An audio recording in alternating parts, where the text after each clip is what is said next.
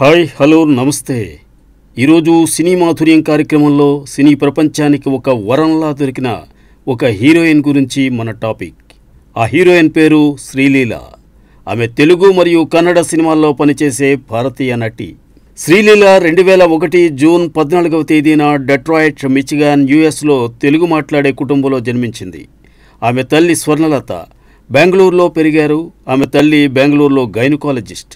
పారిశ్రామికవేత్త సూరపునేని సుభాకర్ రావును వివాహం చేసుకున్నారు. అయితే వారు విడిపోయిన తరువాత శ్రీలీల జన్మించింది. శ్రీలీల చిన్నతనం నుంచే భరతనాట్యంలో శిక్షణ ప్రారంభించారు. ఆమె డాక్టర్ కావాలనే కోరికతో ఎంబీబీఎస్ చదవడం ప్రారంభించారు. 2022లో శ్రీలీల 2 వికలాంగ పిల్లలను దత్తత తీసుకున్నారు.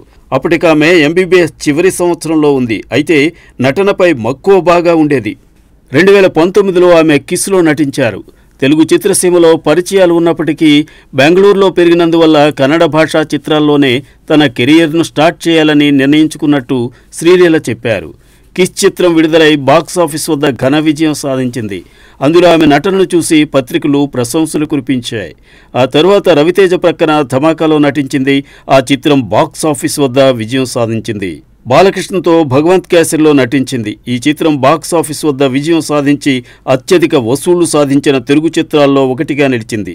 తర్వాత ఆదికేశవ, రాజా వైష్ణవ్, ఎక్స్ట్రార్డినరీ మ్యాన్లో కూడా నటించింది. శ్రీలీల చిత్రాలు ఇంకా రావాల్సి ఉన్నాయి.